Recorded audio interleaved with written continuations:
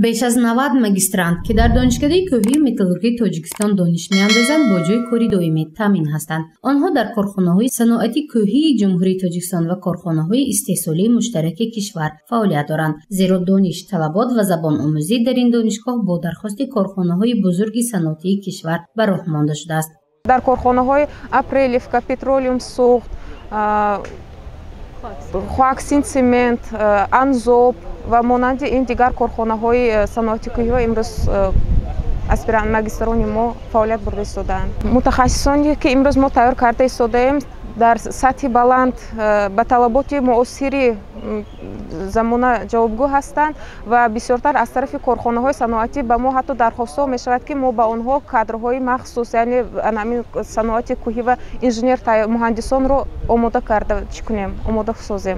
کارخانه‌های صنعتی کوهی و متالورژی کشور به دانشگاه درخواست می‌دهند تا متخصصان را آماده نمایند، زیرا این کارخانه‌ها با متخصصان ارزنده احتیاج دارند. در این باره هنگام گذراندن کنفرانس جمهوریوی که صبح امروز سنه 19 می در تالار دانشکده کوهی و متالورژی تاجیکستان برگزار گردید اطلاع دادند. گفته می‌شود که بیشتری دانشجویان و مگیسترانتان این دانشکده برای صاحب شدن به جای کاری دائمی تنقیصی نمی‌کشند، زیرا به آنها طلبات زیاد است.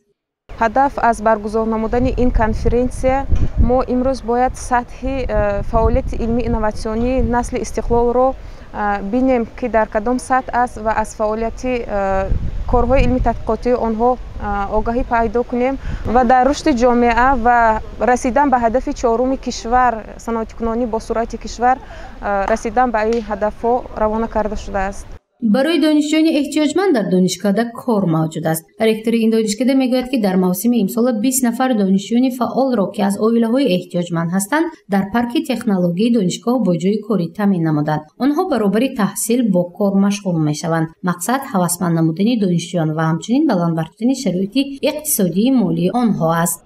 در دانشکده کوهی و متالورژی تاجیکستان ما در اساس شرطنامه‌های دو جانبه دانشجویان در آن پارک‌های اینوواسیونی، پارک‌های تکنولوژی و پارک یعنی صنعتی که از طرف رهبریت دانشکده تأسیس داده شده است، ما قریب 20 نفر دانشجوی کمبیزاعت، نفرانی که از عائله‌های کمبیزاعت می باشند به کار فرا گرفته، یعنی سیستم ترتیب آموزش دوالی را به راه ماندیم که دانشجو در یک مورد هم تحصیل میکند، هم بعد از روزهای یعنی استراحتی بعد از درس‌ها میتواند در این پارک‌های ما کار و فعالیت کند و به معاشی که امروز طبق طلبات کودکس مهنت جمهوری تاجیکستان او را قناعت کرده میتواند یعنی تامین کرده شود. کنفرانس علمی عملی جمهوریوی تحت عنوان فعالیت علمی اینواسیونی نسل استقلال برگزار گردید که در آن عالمان و مگیسترانتان اشتراک و معروضه‌های خود را معرفی نمودند. کنفرانس از دو بخش تکنیکی و اقتصادیاتی ساحه گذرانده شد که 31 موضوع مورد بررسی و تحلیل قرار گرفت. مثلا معرفت قوه برق همچون عامل عمده رشد بازمات جبهه‌های اقتصادیات را متخصصان دانشکده اقتصاد و سودای دانشگاه تجارتی تاجیکستان در شهر خوجند تحلیل نمودند. هدف اساسی این رشد باثبات علم است.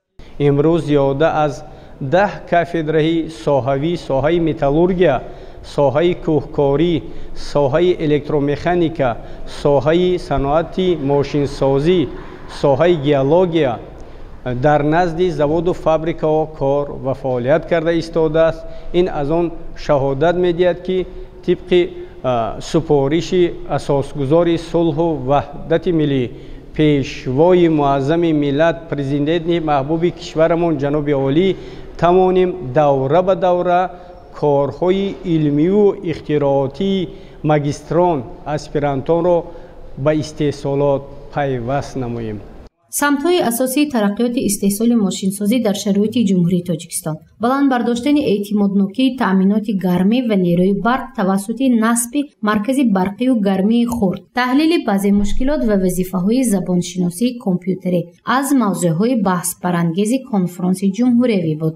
ذخیره‌های آبی عامل اساسی ترقیات ساحه‌های خواجگی خلق. این موضوع مگستراند شاخرخ ستارف است که وی در نزد عالمان کشور مورد تحلیل قرار داد. Сегодня моей темой является решение проблем износостойкости, трещиностойкости шарошных буровых долот. Для начала давайте поймем, что такое буровое долото. Буровое долото – это инструмент, который предназначен для разрушения горных пород, как и на забое, так и на образовании скважин при бурении нефти и газа. Для чего мы используем буровые долота? Исключительно, если мы хотим каким-то образом разрушить породы, мы используем трехшарошечные долота. Почему? Наиболее распространен трехшарошечный вариант бурового долота, поскольку он более удобен. И, естественно, на цапфах, это конструкция бурового долота, на цапах бурового долота смонтированы свободно вращающиеся на опорах конусообразные шарошки.